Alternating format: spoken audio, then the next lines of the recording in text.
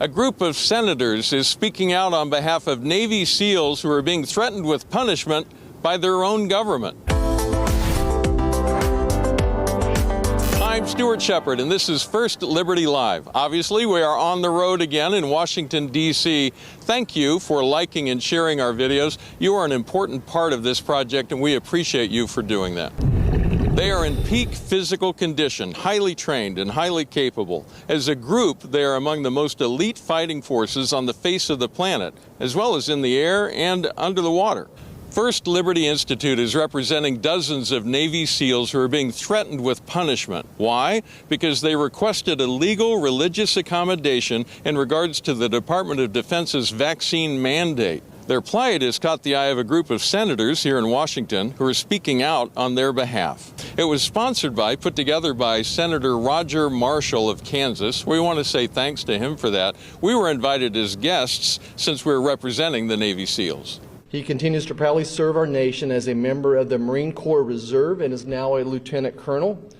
And today he's working feverishly to defend dozens, actually 40, active duty SEALs and reservists seeking a religious exemption to the COVID vaccine.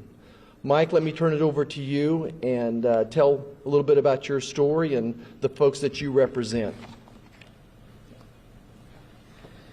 Thank you, Senator.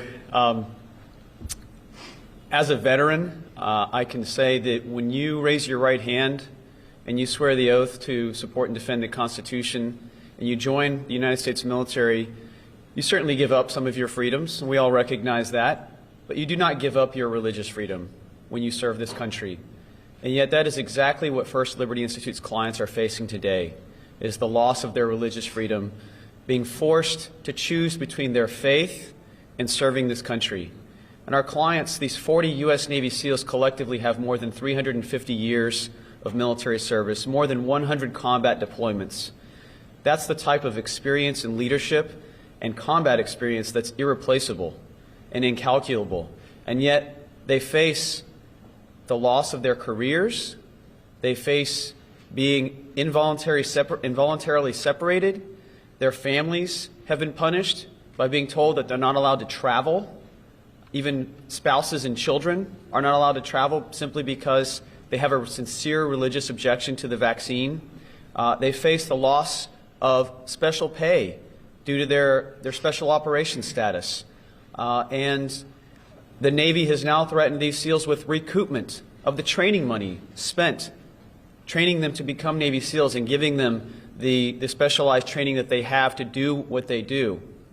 And speaking of doing what Navy SEALs do, this is a time in our nation's history when we face very real threats. Threats from China and North Korea, Iran, Russia. And we should expect that every one of our able-bodied Navy SEALs and other service members, we want them defending this nation, fighting for our freedom. And instead, they're fighting for their livelihoods and their careers. That's un-American and that's wrong. So First Liberty Institute, it really is one of our greatest honors to represent these warriors, these Navy SEALs. And all we're asking is that the Department of Defense honor the Constitution and the rule of law, honor its own regulations, and allow these Navy SEALs to continue to serve with a religious accommodation to avoid having to take this vaccine that violates their conscience and their sincerely held religious beliefs. Think about the consequences of a dishonorable discharge. My dad started off his military career as a military policeman. He then became a police officer in my hometown, rose through the ranks, became chief of police for 25 years. My dad told me as a young lad he would never hire a person with a dishonorable discharge from the military. And so many of those military folks follow the same career path that my father did. The people that serve in the military make great police officers.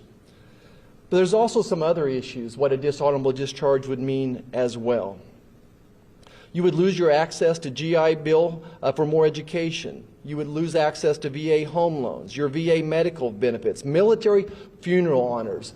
I just can't tell you, every week, every month, we get requests to make sure that someone gets proper military funeral honors, how important that is to Americans.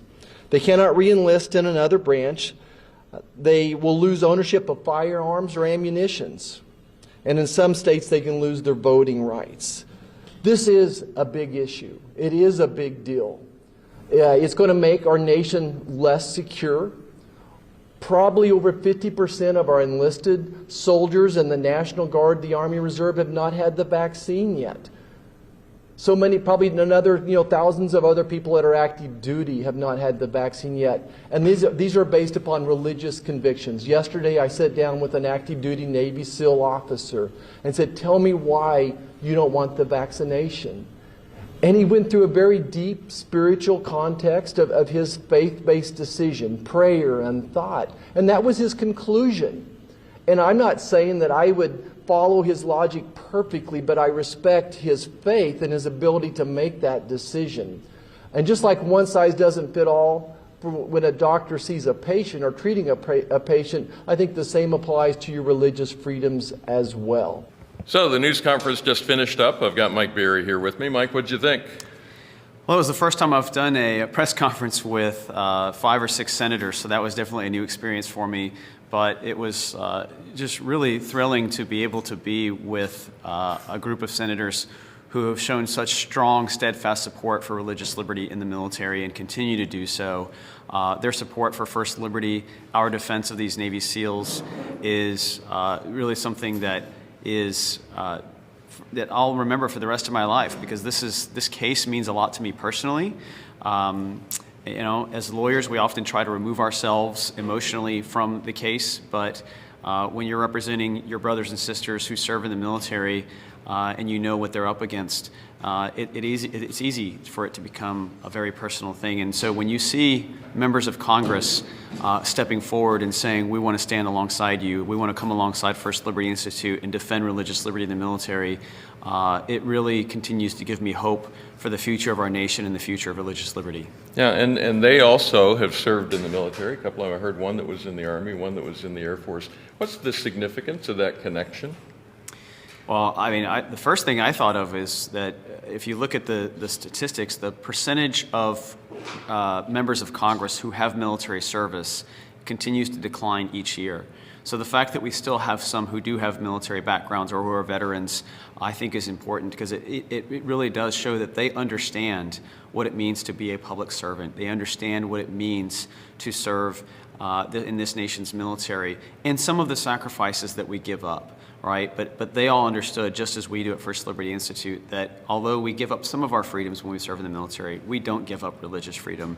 And I think that was the powerful message that we all sent in unison this morning. And we do want to invite people. We've got a letter of support for the Navy SEALs on our website. You can go to firstliberty.org. You can sign the letter of support. We also have a spot where you can add your own personal note of encouragement. So when you go to firstliberty.org, there's a pop-up that will show up on the homepage. Just click on that, it'll take you through. And that's it for this week. We'll see you next week right here on First Liberty Live.